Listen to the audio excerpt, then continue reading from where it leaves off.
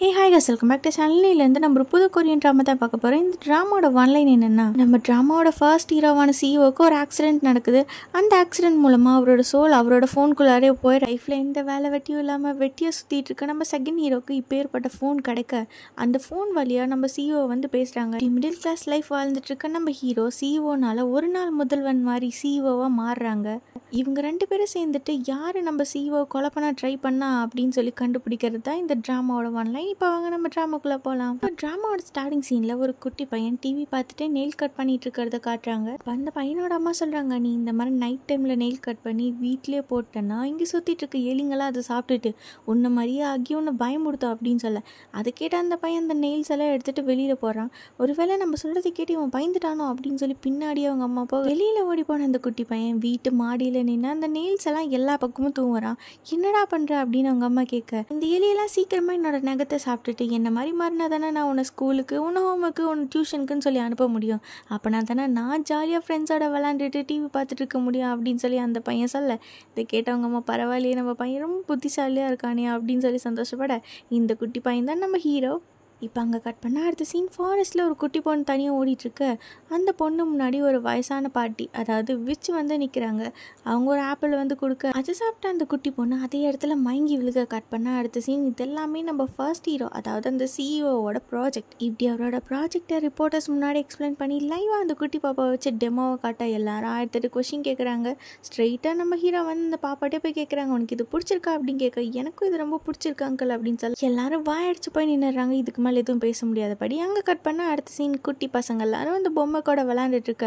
அப்போ ஒரு பாப்பா போய் சொல்லுது, நான் சிண்டலா கூட போய் ஃபோட்டோ எடுத்துக்கிறேன் அப்படின்னு. அவங்க அம்மாவும் கேமரா எடுத்துட்டு ரெடியாக நிற்க. கிட்ட போன அந்த பாப்பா திரும்ப அவங்க அம்மா கிட்டே ஓடி வந்துடுது. அப்பா கிட்ட இருந்து வர ஒரு பேட் ஸ்மெல் இந்த பொம்மை கிட்ட இருந்து வருதுமா அப்படின்னு சொல்ல, அவங்க அம்மா கிட்ட போய் ஸ்மெல் பண்ணி பார்த்து இந்த பாப்பாவை அவங்க அம்மா கூட்டிகிட்டு போயிடறாங்க. கட் பண்ண அடுத்த சீன் அந்த ப்ரோக்ராம் நடத்துகிற அந்த ஓனர் வந்து நம்ம ஹீரோ கூட்டு போய் கண்டபடி திட்டுறாங்க.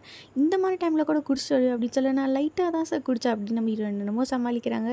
ஆனால் எதுவும் வேலைக்கு ஆகல. நம்ம ஓனர் பயங்கரமாக திட்டி விட்டுறாங்க. அங்கே கட் பண்ண அடுத்த சீன் நம்ம படத்தோட அடுத்த ஹீரோவான கிம்மை தான் காட்டுறாங்க. ஒரு பின்னாடி வர அசிஸ்டன்ட் தான் நம்ம படத்தோட ஹீரோயின். அனைத்து நாளோட ஷெட்யூலாக நம்ம ஹீரோ சொல்லிகிட்டே வராங்க.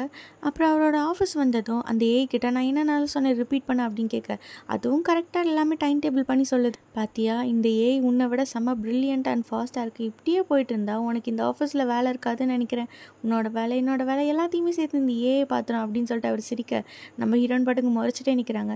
என்னம்மா இப்படி முறைக்கிறேன், நான் சும்மா காமெடிக்கு சொன்னேன் அப்படின்னு சொல்ல, ஓ இதுதான் காமெடியா அப்படின்னு நம்ம ஹீரோயின் கேட்க, ஐயோ அப்பா இந்த கூட சிரிக்க வச்சிடலாம், ஆனால் உன்னாலாம் எதுவும் பண்ண முடியாது. வீட்டுக்கு வந்தது நம்ம கிம்மோட பொண்ணு வந்து கேட்குறா, வாங்கப்பா விளாட்லாம் வந்து கதை சொல்லுங்க அப்படின்னு.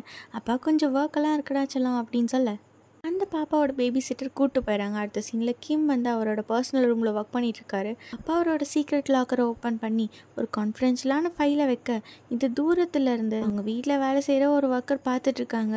கட் பண்ண அடுத்த சீனில் கிம்மோட கம்பெனிக்கு தான் நம்ம ஹீரோ இன்டர்வியூக்கு வந்திருப்பாங்க. இன்டர்வியூக்கான எக்ஸாம் ஸ்டார்ட் பண்ணுறப்போ ஹீரோக்கு அவங்க அம்மா கிட்டேருந்து கால் வர, உடனே ஃபோன் எடுத்துகிட்டு போய் வெளில நின்று பேசிகிட்டு இருக்காங்க. அப்படியே ஃபோன் பேசிட்டே நம்ம ஹீரோ திரும்ப பின்னாடி வந்து நம்ம ஹீரோனோட காஃபி அவரோட ட்ரெஸ்லேயே சிந்திடுது. அப்படியே நம்ம ஹீரோ திட்டலான்னு வர, அது நிமிர்ந்து நம்ம ஹீரோனோட ஃபேஸை பார்த்ததும் அப்படியே ஸ்டன் ஆயிடுறாரு. என்ன சொல்கிறேன்னே தெரியாமல் அப்படியே பார்க்க, என்னால் சாரியெல்லாம் கேட்க முடியாது, இது ஓன் தப்பு தான், உன்னை யார் ஃபோன் பேசிட்டு இப்படி வர சொன்னா அப்படின்னு சொல்லி நம்ம ஹீரோயின் திட்டி விட்டு போயிடுறாங்க. அடுத்த சீனில் நம்ம ஹீரோ வாஷ் ரூமில் ட்ரெஸ்ஸை க்ளீன் பண்ணிட்டு இருக்கோம். அப்போ நம்ம ஹீரோயின் உள்ளே வராங்க. மென்ஸ் டாய்லெட்டில் நீ என்னம்மா பண்ணுற அப்படின்னு நம்ம ஹீரோ கேட்க, சீக்கிரமாக ஷர்ட்டை கழட்டு. என்னது ஷர்ட்டை கழட்டுமா, எதுக்கு அப்படின்னு சொல்லி நம்ம ஹீரோ ஷாக்காக, நான் தானே உன் ட்ரெஸ்ஸை கரையாக்குனேன் அப்படின்னு சொல்லி நம்ம ஹீரோவோட ட்ரெஸ்ஸை வாங்கிட்டு நம்ம ஹீரோன்னு அவங்களோட ஷர்ட்டை கொடுக்குறாங்க. அடுத்த சீன்லேயே ட்ரெஸ்ஸை எக்ஸ்சேஞ்ச் பண்ணதுக்கப்புறம் நம்ம ஹீரோ இன்டர்வியூக்கு போகிறாங்க. அங்கே இருக்க மேனேஜர் நம்ம ஹீரோ பயங்கரமாக கொஷின் கேட்டு அப்படி திக்கு முக்க ஆட வைக்க, நம்ம ஹீரோ என்னென்னமோ சொல்லி சமாளிக்க ட்ரை பண்ணுறாங்க. இந்த பாருப்பா, உனக்கு போதுமான அளவு எக்ஸ்பீரியன்ஸ் இல்லாதனால எங்களால் உனக்கு வேலை தர முடியாது, ஆனால் எக்ஸ்பீரியன்ஸ் வேணா நான் ஏதோ ஒரு கம்பெனியில் ஒர்க் பண்ணாதானே எனக்கு கிடைக்கும். ஆமாம் அதான் சொல்கிறேன், ஒர்க் பண்ணி எக்ஸ்பீரியன்ஸ் வாங்கிட்டு அதுக்கப்புறம் இங்கே வா, நீங்கள் வேலை கொடுத்தா தானே நான் ஒர்க் பண்ண முடியும், எக்ஸ்பீரியன்ஸ் இருந்தால் தான்ப்பா நான் வேலை தருவேன். இதெல்லாம் ரொம்ப அநியாயம், வேலையே தர மாட்டேங்கிறீங்க, ஆனால் உங்களுக்கு எக்ஸ்பீரியன்ஸ் மட்டும் வேணுமா, அது எப்படி கிடைக்கும் அப்படின்னு சொல்லி நம்ம ஹீரோ கடுப்பாக இருந்திருக்கா. ஹீரோனோட ட்ரெஸ் தானே போட்டிருப்பாங்க, அதோட பட்டன் வந்து அந்த மேனேஜரோட வாய்க்குள்ளாரே போகுது. இதை பார்த்துட்டு அங்கே இருக்க எல்லாரும் ஷாக்காக அடுத்த சீனில் நம்ம கிம்மை தான் காட்டுறாங்க. அவங்களோட பிஸ்னஸ் பார்ட்னர் கூட அவர் பேசிகிட்டு இருக்காரு. அப்படி அவங்க பேசிகிட்டு இருக்கப்போ கிம் வந்து அவங்களோட பிஸ்னஸ் பார்ட்னரோட கம்பெனியை பற்றி கொஞ்சம் குத்தி காட்டுற மாதிரி பேச, அந்த கிம்முக்கு என்ன வயசு இருக்கும், என்ன ஒரு 43 வயசு இருக்கும் சார் அப்படின்னு அந்த டிரைவர் சொல்ல, என்னோட பையனோட வயசு கூட அவளை இவ்வளோ சின்ன பையனாக இருந்துட்டு என்னோட கம்பெனிக்கே போட்டி போடலான்னு பார்க்குறானா அப்படின்னு சொல்லி அவர் அங்கே டென்ஷனாக, நம்ம நினைக்கிறது ஏதாவது நடக்குமா நடக்காதா, லைஃப்பில் நம்ம இப்படியே தான் இருப்போமா அப்படின்னு சொல்லிட்டு நம்ம ஹீரோ கிடைச்ச வேலையெல்லாம் பண்ணிருக்காங்க. அவங்களோட ஹவுஸ் ஓனர் வந்து கூப்பிட்றாங்க, இதை பாருப்பா, எனக்கு தெரிஞ்ச என்னோட ஃபேமிலிக்கு வந்து இந்த வீடை வாடகைக்கு தரலான் இருக்கேன், ஸோ அதனால் நீ வேற ஒரு வீடு பார்த்துக்கோங்க அப்படின்னு சொல்ல, நம்ம ஹீரோ ஓகேன்னு சொல்ல ஹவுஸ் ஓனரோட பையன் வரான். ஓ, அப்போ இவன் தான் உங்களோட ஃபேமிலியா, இவனுக்கு தான் இந்த வீடு தர சொல்லி என்கிட்ட கேட்டிங்களா அப்படின்னு கேட்க, ஆமாம், என் பையன் தனியாக வாழணும்னு ஆசைப்படுறான், அதனால் என்ன தப்பு, இது என் வீடு தானே, நான் உனக்கு தருவேன், ஸ்கூல் போக வேண்டிய வயசில் உனக்கெல்லாம் சொந்தமாக ஒரு வீடு, நீ எல்லாம் கொடுத்து வச்ச வேண்டாம் அப்படின்னு சொல்லிட்டு நம்ம ஹீரோ சோகமாக அங்கேருந்து கிளம்புறாங்க. இப்போ அங்கே கட் பண்ண அடுத்த சீன், நம்ம ஹீரோயின் வந்து ஹாஸ்பிட்டலுக்கு அவங்க அம்மா பார்க்க வந்திருப்பாங்க. அவங்களுக்கு உடம்பு சரியில்லைங்கிறனால எப்போவுமே பார்த்துக்கிறதுக்கு ஒரு நானி மாதிரி ஒருத்தவங்களை வச்சுருப்பாங்க. இவ்வளோ லேட்டாக வந்தால் நான் இப்போ என்னோட பர்சனல் ஒர்க்கை போய் பார்க்குறது, இனிமேட்டு நீ கரெக்டாக டைமுக்கு வரணும். ஆஃபீஸ் முடிச்சுட்டு நம்ம ஹீரோயின் தான் அவங்க அம்மாவை இப்படி பார்த்துட்டு இருக்காங்க. ஹாஸ்பிட்டல்லேருந்து வெளில வரப்போ ஒரு ஆள் நம்ம ஹீரோயின் பின்னாடியே ஃபாலோ பண்ணிட்டு வர கிட்ட தான் நம்ம ஹீரோயின் பயங்கரமாக கடன் வாங்கியிருப்பாங்க போல். உன்னோட சுச்சுவேஷன்லாம் இருந்தால் என்னோட ஆர்கன்ஸை வித்தாவது நான் உன்னோட காசை கொடுத்துருப்பேன் தெரியுமா அப்படின்னு சொல்ல, அடுத்த சீனில் இந்த வட்டி பிஸ்னஸ் பண்ணுற லீடர் கிட்ட நம்ம ஹீரோயினை கூப்பிட்டு போயிடுறாங்க. இந்த லேடி நம்ம ஹீரோயினை இன்டெரக்டாக வேற ஒரு பிஸ்னஸ்க்கு அப்ரோச் பண்ண ட்ரை பண்ண நம்ம ஹீரோயின் அவங்கள நோஸ் கட் பண்ணிடுறாங்க. சரிம்மா, நீ எப்பவும் போலியும் காசை கொடுத்துரு அப்படின்னு சொல்ல நம்ம ஹீரோயின் வெளில வராங்க. நீ ஒன்றும் என்னை ஃபாலோ பண்ண தேவையில்ல, நான் எங்கேயும் ஓடாமல் உன் காசை கண்டிப்பாக தந்துடுவேன் அப்படின்னு நம்ம ஹீரோயின் சொல்ல, நான் மனுஷங்களாம் நம்ப மாட்டேன், நீ ஒழுங்காக காசு கொடுக்க வரைக்கும் நான் இப்படி தான் உன்னை ஃபாலோ பண்ணுவேன் அப்படின்னு அந்த ஆள் சொல்கிறாங்க. இப்போ அங்கே கட் பண்ண அடுத்த சீன், நம்ம கிம் வந்து வெளியில் போக அவங்கள ஃபாலோ பண்ணிட்டு யாரோ பின்னாடியே வராங்க. நம்ம ஹீரோ ஊருக்கு போகிற ஒரு டைமும் அவங்க அம்மா அப்பாக்காக ஏதாவது கிஃப்ட் வாங்கிட்டு போவாங்க.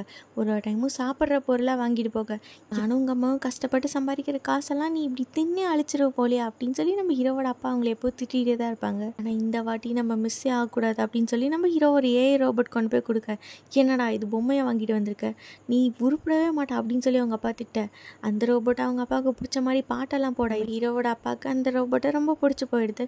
உடனே அந்த ஃபேமிலி மொத்தமும் ஜாலியாக பாட்டுக்கு டான்ஸ் ஆடிட்டு இருக்கு. அடுத்த சீனில் நம்ம கிம்மோட பொண்ணை தான் காட்டுறாங்க. உங்களுக்கு வெளியில் போகலான்னு ஒரு பிளான் இருக்குது போல், அதனால ஹீரோட அசிஸ்டன்ட் கூட சேர்ந்து நம்ம கிம்மோட பொண்ணு ஷாப்பிங் பண்ணிட்டு இருக்காங்க. கட் பண்ண அடுத்த சீன், நம்ம ஹீரோட பிஸ்னஸ் பார்ட்னர் இருக்காங்கல்ல, அவங்களோட பேத்தி கூட கால்ஃப் தான் விளாண்டுட்டு இருக்காங்க. நம்ம ஹீரோட மேனேஜர் அவங்களோட பிஸ்னஸ் பார்ட்னருக்கு பயங்கரமாக ஜாலராக அடிக்க, என்ன தான் பேத்தியாக இருந்தாலும் அவள் ஒரு பொண்ணு, நான் தான் எல்லா கேம்லையும் ஜெயிக்கணும் அப்படின்னு சொல்லி அந்த பெரியவர்த்த கேம் வின் பண்ணுவாங்க. அந்த பொண்ணு எதுவும் சொல்ல மாட்டா, போனால் போது நம்ம தாத்தா தானே அப்படின்ட்டு போக நம்ம ஹீரோவை அவங்களோட தான் பேசிட்டு வராங்க. அடுத்த சீனில் நம்ம ஹீரோன்னு சொல்கிறாங்க, நீ ஓவர் டைமெல்லாம் பார்க்க வேண்டாமா, இப்போ போய் உன் பர்சனல் ஒர்க்கை பாரு அப்படின்னு சொல்ல, சரி ஓவர் டைம் பார்த்துருந்தா நமக்கு கொஞ்சம் எக்ஸ்ட்ரா காசு கிடச்சிருக்குமே அப்படின்னு சொல்லி நம்ம ஹீரோ நாங்கள் கடுப்பாக ஹீரோட பொண்ணு அவங்களோட அசிஸ்டன்ட் நானின்னு சொல்லி எல்லாருமே வந்து கேம்ப் ஃபயரில் நம்ம ஹீரோக்காக வெயிட் பண்ணிட்டு இருக்காங்க. நம்ம ஹீரோ அவங்களோட பொண்ணுக்கிட்ட ஃபோன் பேசிகிட்டு இருக்க, சீக்கிரமாக வாங்க டாடி, நான் உங்களுக்காக தான் வெயிட் பண்ணுறேன் அப்படின்னு சொல்லி அந்த பொண்ணு அங்கேருந்து ஃபீல் பண்ணேன். நம்ம ஹீரோவும் பேசிகிட்டே வராங்க. அப்போ ஆப்போசிட்டில் அவங்களுக்கு முன்னாடி ஒரு ட்ரக்கோ லாரியோ கிராஸ் பண்ணி போகுது. நம்ம ஹீரோக்கு சிக்னல் கட் ஆகுது. அவரும் ஓவர்டேக் பண்ணி போகலான்னு பார்க்குறாரு, ஆனால் அவரால் முடியல. கட் பண்ண அடுத்த சீன், நம்ம ஹீரோட ஃபோன் வந்து ஒரு ஃபாரஸ்ட் ஏரியாவில் இருக்க மாதிரி காட்டுறாங்க. அந்த ஃபோன் ஆட்டோமேட்டிக்காக சுற்றி இருக்க இடத்தெல்லாம் ஃபோட்டோ எடுத்து நம்ம ஹீரோவோட அக்கௌண்ட்டில் போஸ்ட் பண்ணுது. நான் இந்த இடத்துல மாட்டிக்கிட்டேன், யாராச்சும் சீக்கிரமாக வந்து ஹெல்ப் பண்ணுங்க அப்படின்னு சொல்ல நம்ம ஹீரோவோட அசிஸ்டண்ட்டு அங்கே எம்ப்ளாயிஸ் எல்லாருமே நாங்கள் பிஸியாக இருக்கோம், அது மட்டும் இல்லாமல் அது ஃபாரஸ்ட்லேருந்து ரொம்ப உள்ளே இருக்க ஏரியா, எங்களெல்லாம் வர முடியாது அப்படின்னு சொல்ல நெக்ஸ்ட் டே மார்னிங் நம்ம ஹீரோ வந்து அவங்க அம்மா கிட்ட சொல்கிறாங்க, எனக்கு ஒரு செம்மையான கனவு வந்துச்சு தெரியுமா, என் கனவுல நான் ஒரு சிஇஓ ஆகிட்டேன் அப்படின்னு சொல்ல, எனது எரும மாடு மாதிரி வளர்ந்துருக்க, உனக்கு 30 வயசு ஆகி இன்னும் ஒரு ப்ராப்பரான வேலை இல்லை, அதுக்குள்ளார சார் சிஇஓ வேறு ஆகுறீங்க, அதுவும் கனவுல அப்படின்னு சொல்லிட்டு நம்ம ஹீரோவோட அப்பா குச்சி எடுத்துகிட்டு நம்ம ஹீரோவை துரத்த நம்ம ஹீரோ அந்த வீட்டை விட்டே ஓடி போயிடுறாங்க. அடுத்த சீனில் நம்ம ஹீரோ வீட்டு பின்னாடி இருக்க காட்டில் அந்த மவுண்டெயினுக்கு போகிறாங்க. சின்ன வயசில் அவங்க ஃபேமிலியோடு சேர்ந்து அங்கே ஜாலியாக என்ஜாய் பண்ணியிருப்பாங்க. அதெல்லாம் நினச்சி பார்த்துட்டு இருக்கப்போ அவங்க காலை க்ராஸ் பண்ணி ஒரு குட்டி பாம்பு போகும். அந்த பாம்பை பார்த்ததுமே நம்ம ஹீரோ பயத்தில் மயங்கி விழுந்துடுறாங்க. உண்மையாலுமே அந்த பாம்பு கடிச்சிருச்சோ அப்படின்னு நினச்சி, போச்சு பாம்பு நம்மளை கடிச்சிச்சு, நம்ம சாக போகிறோம், அம்மா அப்பா இந்த மாதிரி ஒரு வேஸ்ட்டான பையன் இனிமேட்டு உங்களுக்கு இருக்க மாட்டான், எந்த தொந்தரவும் இருக்காது அப்படின்னு சொல்லிட்டு நம்ம ஹீரோ அப்படியே மயங்க. ஆக்சுவலாக நம்ம ஹீரோ பக்கத்தில் தான் கிம்மோட ஃபோனும் இருக்குது. அந்த ஃபோனை ஆட்டோமேட்டிக்காக ஆம்புலன்ஸ்க்கு கால் பண்ண அடுத்த சீனில் நம்ம ஹீரோ ஹாஸ்பிட்டலில் தான் இருக்காங்க. அதுக்கப்புறம் டாக்டர் சொல்கிறாங்க, உனக்கு பாம்பெல்லாம் எதுவும் கடிக்கலப்பா, அதை நீ பார்த்ததுக்கே மயங்கி விழுந்துட்டா அப்படின்னு சொல்ல நர்ஸ் வந்து அவங்கக்கிட்ட ஃபோன் கொடுக்குறாங்க. நீங்கள் கீழே விழுந்த இடத்துல இந்த ஃபோன் இருந்துச்சு அப்படின்னு சொல்ல, அப்படின்னா என் ஃபோன் இங்கே தான் இருக்குது, இது யாரோட ஃபோன் அப்படின்னு சொல்லி நம்ம ஹீரோ வந்து கிம்மோட ஃபோன் எடுத்து பார்த்துட்டு இருக்காங்க. கிம்மோட ஃபோனில் சார்ஜும் கம்மியாக இருக்கும். வீட்டுக்கு வந்ததும் நம்ம ஹீரோ வந்து அவரோட ஃபோன் நோண்டிட்டு இருக்கப்போ கிம்மோட ஃபோன் சார்ஜ் போட்டுறாங்க. அது சார்ஜ் ஃபுல்லானதும் சரி இப்போ கொஞ்ச நேரம் நம்ம இந்த ஃபோன் யூஸ் பண்ணுவோம் அப்படின்னு சொல்லி நம்ம ஹீரோ கிம்மோட ஃபோன் எடுக்கிறாங்க. அந்த ஃபோன் தானாக அன்லாக் ஆகுது. கிம் அந்த ஃபோன் வழியாக பேசுகிறாங்க. ஒரு வழியாக நீ என்ன சார்ஜ் போட்டு ஃபுல் பண்ணிட்டியா அப்படின்னு சொல்ல இது கேட்டு நம்ம ஹீரோ அந்த இடத்த விட்டு பயந்து ஓடுறாங்க. நான் தான் கிம், சில்வர் லைனிங் கம்பெனியோட CEO அப்படின்னு சொல்கிறாங்க. நம்ம ஹீரோக்கு என்ன சொல்கிறேன்னே தெரியாமல் திருன்னு முழிச்சிட்ருக்க.